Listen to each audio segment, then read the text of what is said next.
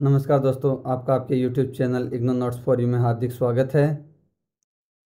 आज के इस वीडियो में हम BHIC 101 की यूनिट नंबर 11 देखेंगे। इससे पहले हम यूनिट 10 देख चुके हैं।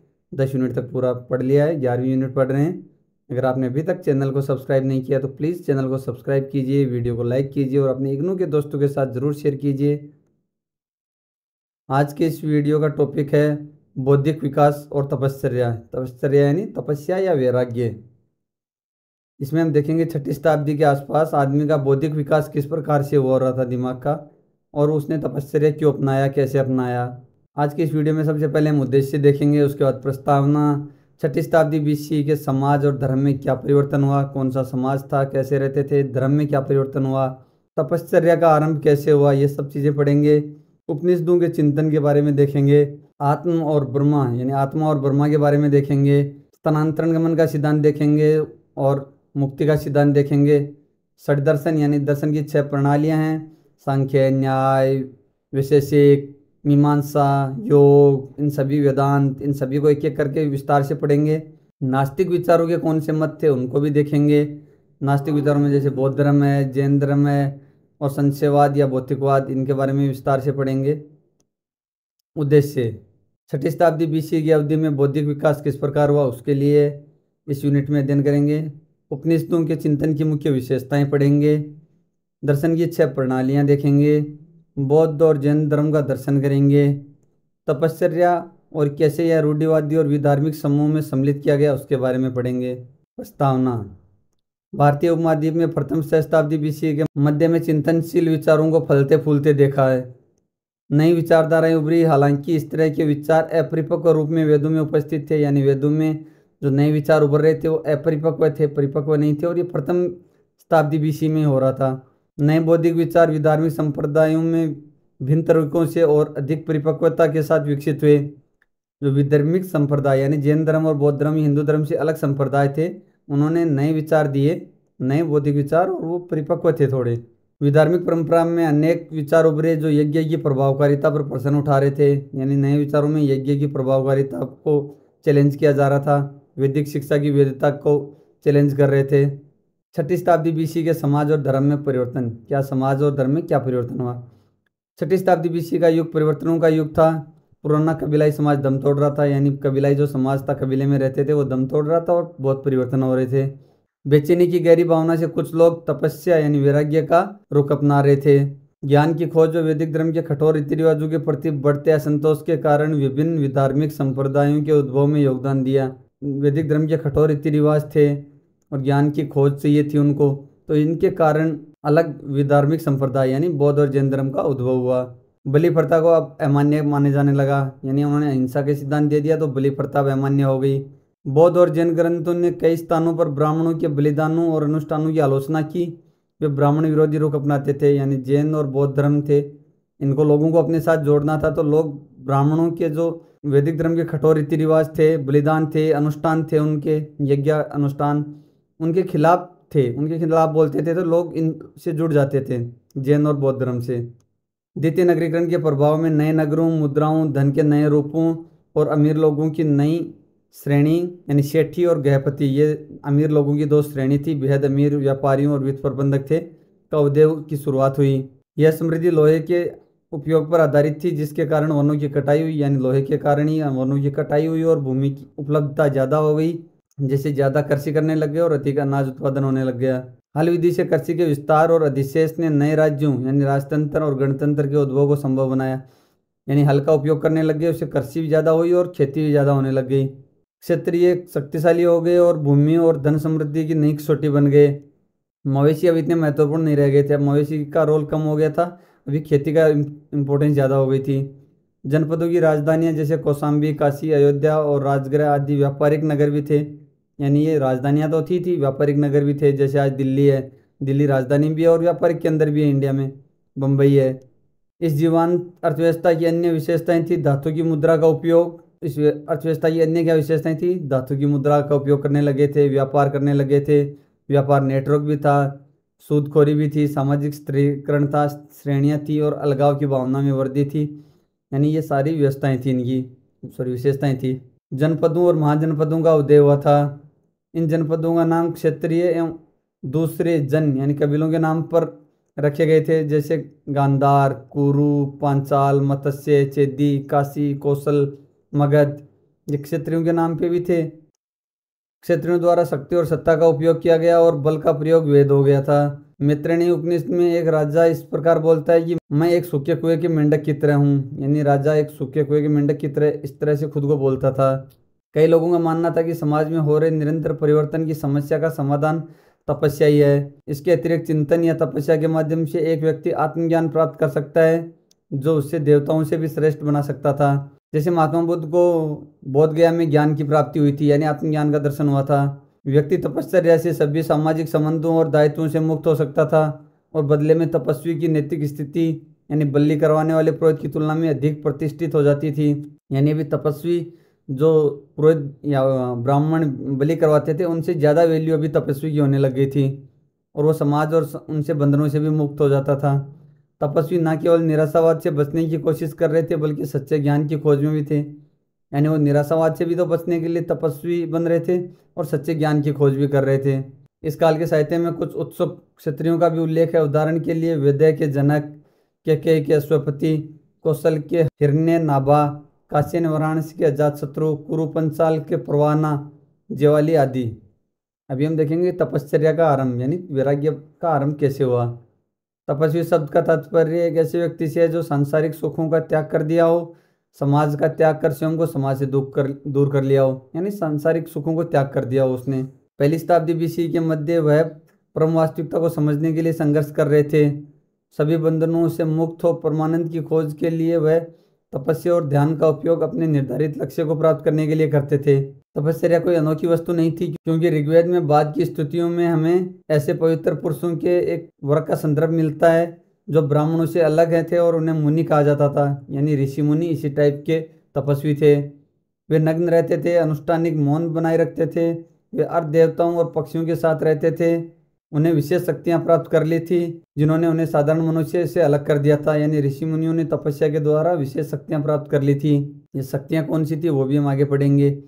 वही अथर्ववेद में वर्त्य नामक पुरुषों की श्रेणी का उल्लेख मिलता है। इसका अर्थ उन आर्यों से था जो वेदों की पवित्रता में विश्वास नहीं करते थे। इन अथर्ववेद में भी वर्त्य नामक आदमियों का जिक्र मिलता है जो वेदों को नहीं मानते थे। इन्हें हम गैर वैदिक पंथ के पुजारी के रूप में भी मान सकते हैं। उपनिषदों के समय एक तपस्वी होना आम हो गया था। उन्होंने नई शिक्षाओं और आध्यात्मिक सिद्धांतों को प्रस्तुत किया है। पहली शताब्दी बीसी के मध्य में तपस्वी ने स्वयं को सभी से अलग कर एकांतवास अपनाया था या अन्य तपस्वियों के साथ एक समूह में सम्मिलित हो किसी गुरु या शिक्षक का अनुगमन किया जो किसी एक संप्रदाय से जुड़ गए थे। उन्हें अपने आचरण में व्यवहार पर कुछ प्रतिबंधों का पालन करना पड़ता था। इन प्रथम शताब्दी बीसी में तपस्वी अलग रहते थे। वे जाति के नियमों का पालन नहीं कर सकते थे, ब्रह्मचार्य अपनाते थे, यानी साधु की कोई जाति नहीं होती, तपस्वी की कोई जाति नहीं होती थी, संपत्ति अर्जित नहीं कर सकते थे, खाद्य निषेध नियमों को तोड़ते थे और उन्होंने विशिष्ट बाह्य प्रतीकों अंगवस्त्रम या नग्न अवस्था को धारण किया। उन्होंने गुप्त शक्तियों को प्राप्त किया जो पहाड़ों को धूल की तरह उखाड़ सकती थी। उनमें इतनी शक्तियां थी कि पहाड़ों को धूल की तरह उखाड़ सकते थे, नदियों को सुखा सकते थे, नाराज होने पर विरोधियों को जलाकर खाक कर सकती थी, नगर की रक्षा और संपत्ति में वृद्धि, बहुत कुछ कर सकते थे। यानी इनके पास बहुत शक्ति हो गई थी। ये श्राप देने लायक आदमी बन गए थे इतनी तपस्या करने के बाद। बलि और यज्ञ से प्राप्त होने वाली शक्तियों को अब तपस्या या ध्यान को स्थानांतरित किया गया था। यानी पहले जो बोलते थे कि बलि और यज्ञ से शक्तियां प्राप्त कर सकते हैं, उनकी जगह बोलने लग गए कि तपस्या और ध्यान से भी शक्तियां प्राप्त हो सकती हैं, तो यज्ञ की और बलि की क्या जरूरत है।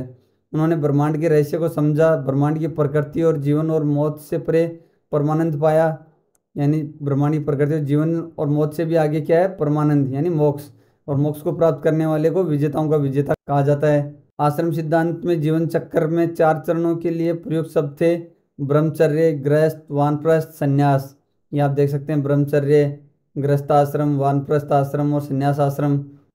सामाजिक दायित्वों के निर्वाह के बाद ही एक व्यक्ति सन्यासी बन सकता था। इनके हिसाब से उसको पहले गृहस्थाश्रम है, उसके बाद वानप्रस्थ और सन्यासी बनना है, यानी सामाजिक दायित्व उसको पूरा करना है अपना। बौद्ध और जैन धर्म में गृहस्थ चरण का त्याग कर कोई भी व्यक्ति बिना गृह दायित्व की भूमिका निभाए भी तपस्वी बन सकता था।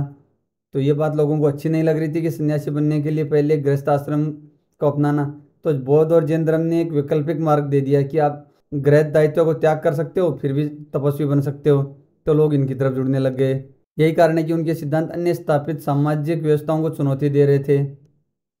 अभी हम देखेंगे उपनिषदों का चिंतन। प्रमुख उपनिषदों को 8वीं से 6वीं शताब्दी बीसी की बीच की अवधि में लिखा गया है। ये वेदों के दार्शनिक विचारों से उत्तर वैदिक काल में उभरी नई विचारधाराओं के विकास के संक्रमण का प्रतिनिधित्व करती हैं। उपनिषद शब्द 3 भागों से बना है। उपनिपद, जिसका अर्थ है कि उस छात्र को प्रदान किया गया उपदेश था जो एक शिक्षक के निकट बैठा है, यानी शिक्षक के निकट बैठकर कोई छात्र उपदेश प्राप्त करता है, उसको उपनिषद कहते हैं। इसका अर्थ रहस्य भी था। यह दर्शाता है कि एक गुप्त सिद्धांत था जिसका ज्ञान इस प्रकार के उपदेश पाने योग्य केवल कुछ लोगों को ही दिया जाना चाहिए था, सभी को नहीं देते थे। उपनिषद किसी पुजारी की मध्यस्थता या किसी बिचौलिए की उपस्थिति के बिना आत्मा की परम मुक्ति के लिए एक खोज थी। उपनिषद का उद्देश्य भगवान इंद्र के साथ स्वर्ग की सुखों की प्राप्ति नहीं था, बल्कि सभी बंधन से मुक्ति यानी मोक्ष था। त्याग के कुछ रूप वैदिक बलि परंपराओं में भी उपस्थित थे। उदाहरण के लिए फल या पशु के रूप में यजमान द्वारा यज्ञ में दी जाने वाली भेंट को व्यक्ति द्वारा त्याग के समान ही समझा गया था। यद्यपि इसका उद्देश्य इंद्र के स्वर्ग सुख की प्राप्ति था, किंतु अब उद्देश्य निर्गमन या मुक्ति या मोक्ष में बदल गया था। उपनिषद की प्रमुख विशेषताएं निम्न है, यानी आत्मा और ब्रह्म, स्थानांतरण गमन का सिद्धांत और मुक्ति का सिद्धांत। अभी हम एक एक करके इन तीनों सिद्धांत के बारे में पढ़ेंगे। आत्मा और ब्रह्म। उपनिषद 2 अवधारणाओं के बारे में है, आत्मा और ब्रह्म, जो भारतीय दर्शन की आधारशिला बन गए थे, यानी भारतीय दर्शन में मुख्य रूप से इन्हीं का जिक्र आता है। ब्रह्म को सार्वभौमिक आत्मा के रूप में कल्पित किया गया है। आत्मा का एक सार है जो प्रत्येक व्यक्ति में व्याप्त है, यानी व्यक्तिगत आत्मा। विभिन्न नदियां समुद्र में गिरने के पश्चात समुद्र में ही मिल जाती हैं, उसी प्रकार आत्मा प्रत्येक मनुष्य में व्यक्तिगत रूप से रहता है, किंतु ब्रह्म विलीन होकर उसके साथ एक हो जाती हैं। उपनिषद स्वत्व और ब्रह्म के कठिन अर्थ को व्यक्त करने के लिए समृद्ध कल्पना का प्रयोग करते हैं। उपनिषदों का मानना था कि आत्मा का ज्ञान मुक्ति या परम स्वतंत्रता की ओर ले जाता है। यह मुक्ति मृत्यु से मुक्ति है। उपनिषद में याज्ञवल्क्य की शिक्षाओं के अनुसार आत्मा शरीर के भीतर निवास करती है। इस आत्मा के कारण शरीर जीवित रहता है। जब मृत्यु आती है तो आत्मा नहीं मरती है, फिर तो दूसरे शरीर में एक नया स्थान बना लेती है, यानी आत्मा अजर अमर है। वेदों के समापन भाग में ऋषियों ने एक सृजनकर्ता या सृष्टि के नियंत्रण की संकल्पना की थी, जिसे प्रजापति, विश्वकर्मा, पुरुष, ब्राह्मण आदि कहते हैं। इस स्तर पर वह एक देवता ही थे। इस देवता के स्वरूप की खोज उपनिषदों में शुरू होती है। ब्रह्म का अर्थ है ब्रह्मांड का परम सार। ब्रह्म की स्थिति स्वप्न रहित नींद की स्थिति के समान है। आत्मा न केवल मनुष्य में व्याप्त है, अपितु सब जगह मौजूद है।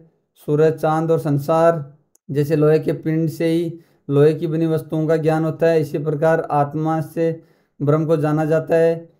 इस प्रकार मुंडकोपनिषद में कहा गया है, जैसे एक मकड़ी उगलती है और बुनती है, यानी जाल बुनती है। पौधे के अंकुर पृथ्वी में फूटते हैं और पेड़ बनता है। आग जलने से चिंगारी निकलती है। अभी पढ़ेंगे स्थानांतरण गमन का सिद्धांत। स्थानांतरण गमन के विचार का आरंभ ऋग्वेद के अंतिम भागों में हुआ है। यद्यपि उपनिषदों में यह सबसे उन्नत रूप में प्रस्तुत किया गया है। बृहदारण्यक उपनिषद में पहली बार एक विकसित रूप में यह सिद्धांत आया है। यह सिद्धांत उपनिषदों में 2 चरणों में विकसित हुआ है। एक स्थानांतरण गमन के विचार का संयोजक परलोक में प्रतिफल वैदिक विचार से किया गया है। दूसरे में परलोक के प्रतिफल के विचार का अतिक्रमण हेतु स्थानांतरण गमन के विचार का आगमन हुआ है। स्थानांतरण गमन के सिद्धांत के दूसरे भाग में अच्छे कर्मों या बुरे का उल्लेख नहीं है, और या देवयान या पितृयान का उल्लेख नहीं है। इस विचार में स्वतः स्वयं शरीर कमजोर हो जाने पर इसको नष्ट कर देता है। जब यह वर्तमान के अंत तक पहुंचता है तब अपने कर्मों द्वारा एक नया और उत्तम ढांचा बनाता है। मौत के समय शरीर का नाश एक नए शरीर के निर्माण के लिए होता है, या तो एक लोक में या अन्य लोकों में स्वतः, जो इस प्रकार पुनर्जन्म लेता है। पुनर्जन्म के सभी मार्ग स्वतः द्वारा अपनी इच्छाओं के द्वारा ही प्रभावित हैं। यदि वह इच्छा की समाप्ति करता है तो वह पुनर्जन्म से पीड़ित नहीं होता और अमर हो जाता है। इस सिद्धांत के सबसे विशिष्ट विशेषता यह है कि वह कर्म को नहीं अपितु इच्छा को पुनर्जन्म के कारण के रूप में संदर्भित करता है। यानी यहाँ देख सकते हैं, अगर वो इच्छा नहीं रखेगा तो पुनर्जन्म नहीं लेगा और अमर हो जाएगा। यहाँ तक कि देवताओं को भी पुनर्जन्म से गुजरना पड़ा है। जैसे ये एक इंद्र की मृत्यु हुई, दूसरे का जन्म हुआ, और यही नियम पशुओं और कीट पतंगों और पौधों पर लागू होता है। कर्म इसका निकटतम सिद्धांत है। मनुष्य पिछले जन्म के कार्य इस दुनिया में उसके जन्म निर्धारण करते हैं। बुरे कर्मों से निम्न स्तर पर जन्म होता है और जीवन के अच्छे कर्मों से तपश्चर्या से उच्च जन्म प्राप्त होता है। यह सिद्धांत सभी भारतीय विचारों की आधारशिला बन गया। इससे सामाजिक असमानताओं को भी नियोजित ठहराने जाने लगा। यानी समाज में जो असमानताएं थी उनको ये बोला, जो नीची जाति में जन्म लेते थे उनको बोला गया था कि आपने पिछले जन्म में बुरे कर्म किए थे। अभी हम पढ़ेंगे मुक्ति का सिद्धांत। मुक्ति का विचार उपनिषदों में और विकसित हुआ। हम पहले से ही उन दो मार्गों को जानते हैं जिनके द्वारा मृत्यु के बाद आत्मा यात्रा करती है। पितृयान कर्मफल का आनंद आत्मा को प्रदान करता है, किंतु आत्मा फिर से पुनर्जन्म लेती है। देवायन में श्रद्धा और तपश्चर्या का मार्ग जो अपनाते हैं वे देवताओं के मार्ग पर जाते हैं। वे पुनर्जन्म की पीड़ा से मुक्ति प्राप्त कर वापस नहीं लौटते। मुक्ति अनंतता की एक स्थिति है जब मनुष्य स्वयं को जानता है और इस तरह ब्रह्म को प्राप्त कर लेता है। अज्ञानी के लिए पुनर्जन्म ही एकमात्र विकल्प है। जिसकी कोई इच्छा नहीं है और स्वयं को सभी लालसाओं से विमुक्त कर लेता है, वह ब्रह्म के साथ एकाकार हो जाता है। षड्दर्शन या दर्शन की 6 प्रणालियाँ।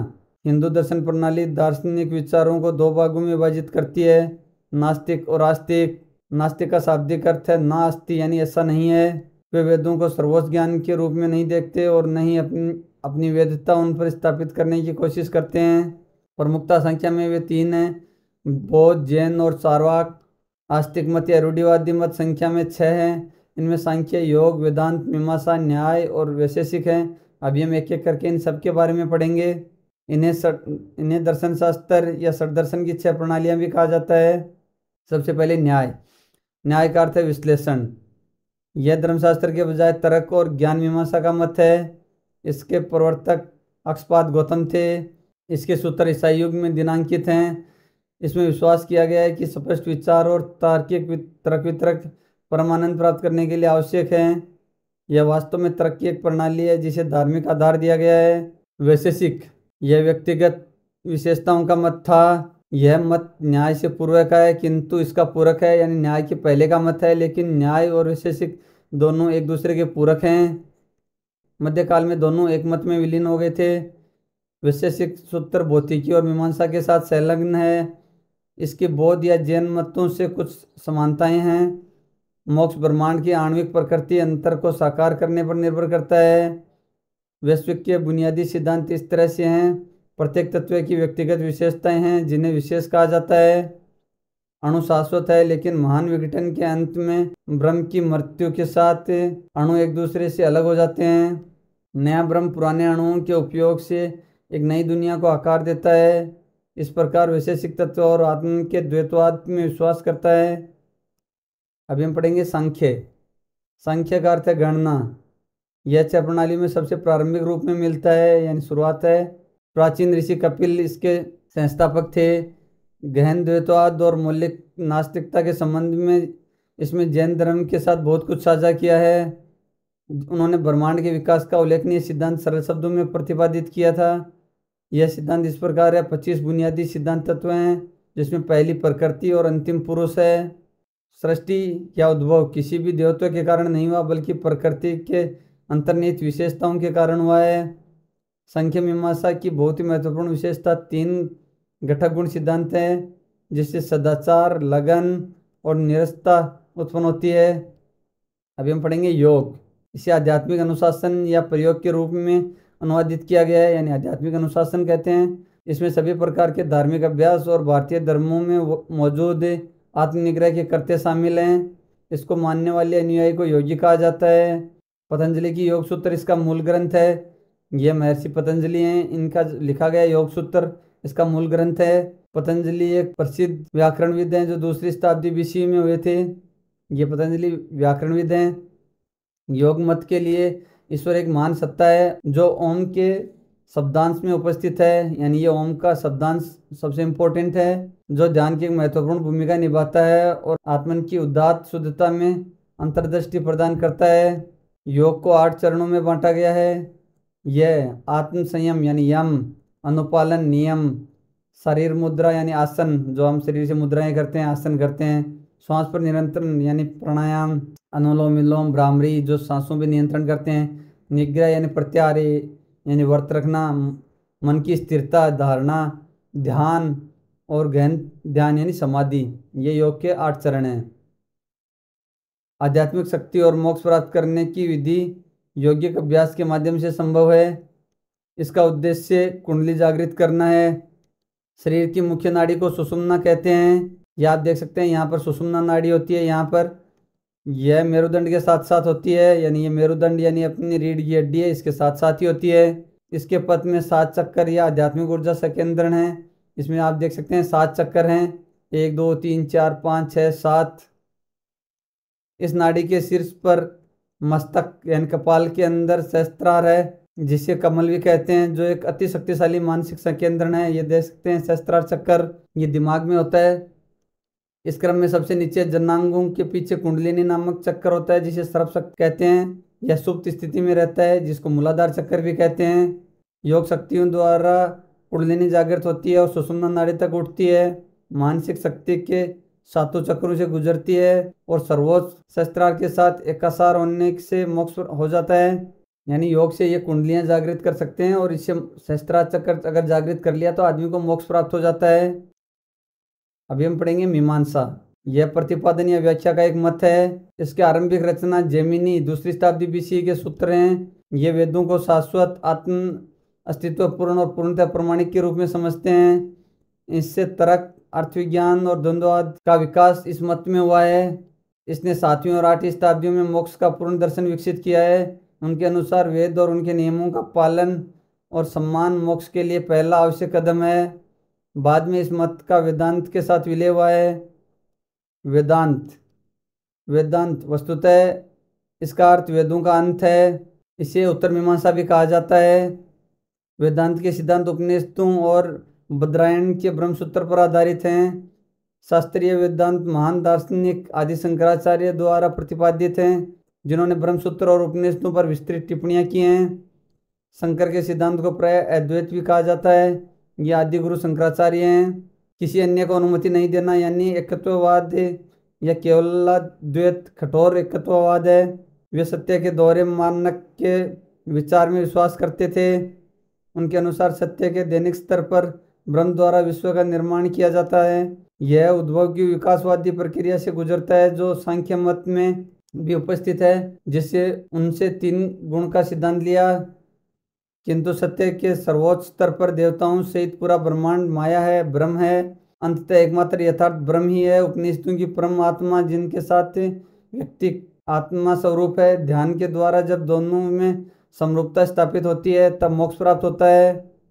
नास्तिक विचारों के मत। अभी तक हमने देखा था आस्तिक विचारों के मत 6 सिद्धांत थे। अभी नास्तिक विचारों के मत देखेंगे। उपनिषदों में सिद्धांत रूढ़िवादी परंपरा का हिस्सा था, यानी उपनिषदों के जो सिद्धांत थे उनमें रूढ़िवादी परंपरा थी। किंतु कुछ ऐसे लोग थे जो ब्राह्मणवादी धार्मिक विचारों पर विश्वास नहीं करते थे।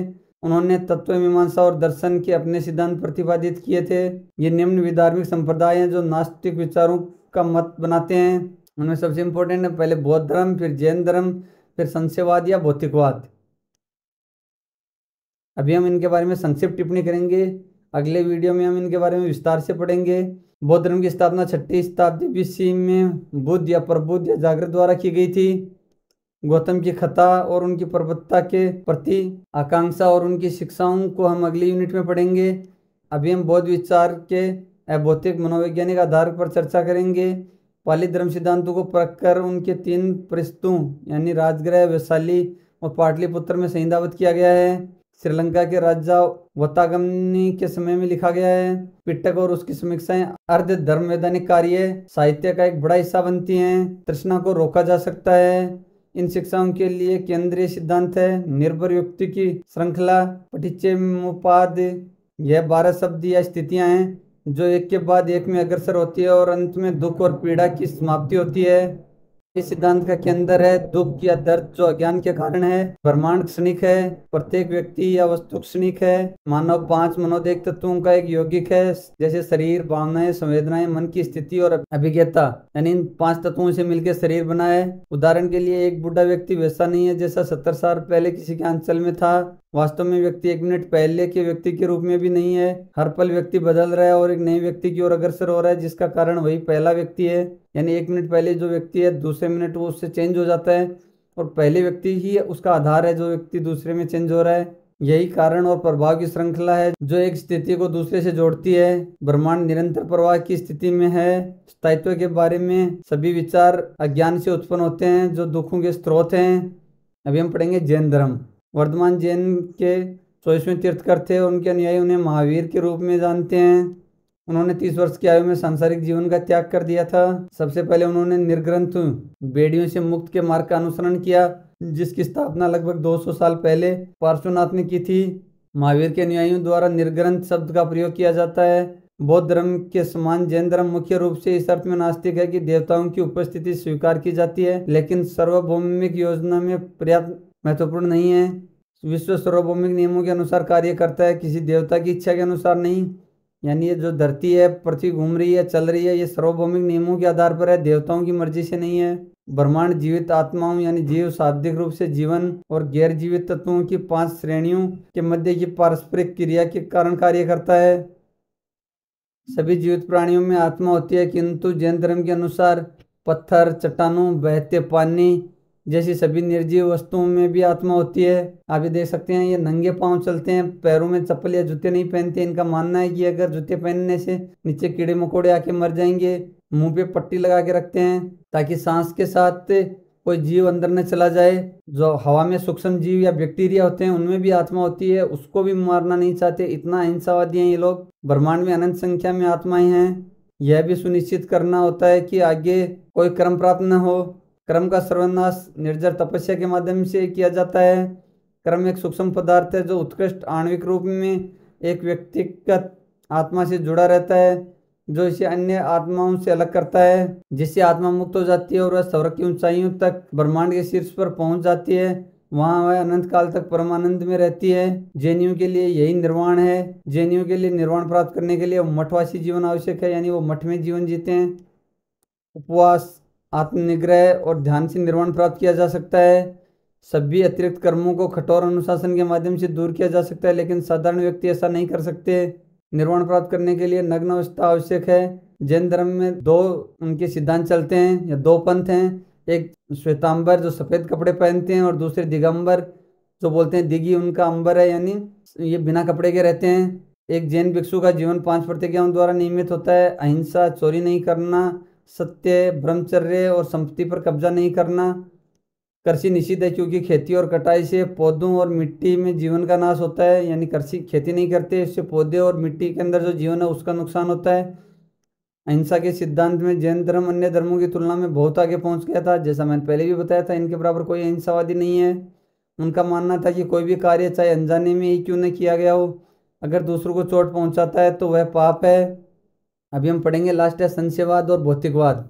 6ठी शताब्दी बीसी में महावीर, गौतम बुद्ध, गोसाल आदि अन्य कई उपदेशकों द्वारा वाद विवाद में सक्रिय भागीदारी देखी गई थी। इस समय से भौतिकवादी मत लोकप्रिय होने लगे थे। उनके अनुसार सभी धार्मिक अनुपालन और नैतिकता निरर्थक थे। एक व्यक्ति को जीवन का पूरा आनंद लेना चाहिए और अधिक से अधिक खुशियां मनानी चाहिए। भौतिकवादी सिद्धांत में है कि जितना चीज़ों को यूज कर सकते हैं उतना यूज करिए। बौद्ध और जैन धर्म के मितव्ययी गुणों को अस्वीकार कर दिया गया था। यानी बौद्ध और जैन धर्म में था कि संतोष परम सुख है, यानी जितनी कम में जियोगे उतना आपको आनंद मिलेगा। लेकिन इनका मानना था कि जितनी ज़्यादा वस्तुएं का उपयोग कर सकते हैं, उपभोग कर सकते हैं, उतना आनंद लेना चाहिए। सहवर्ती दुख के कारण मनुष्य को सुख का त्याग नहीं करना चाहिए। यह नहीं सोचना चाहिए कि आगे आने वाले समय में दुख है इसलिए मैं अभी सुख का आनंद नहीं लूँ या सुख को भी त्याग कर दूँ। सुख का भी आनंद लेना चाहिए। जिस तरह मकई के साथ कभी कभी भूसी स्वीकार करता है, उसी तरह जीवन में खुशियों के साथ कभी कभी दुख भी स्वीकार करना चाहिए। इस काल में कई उपदेशक देवताओं की प्रधानता में विश्वास नहीं करते थे।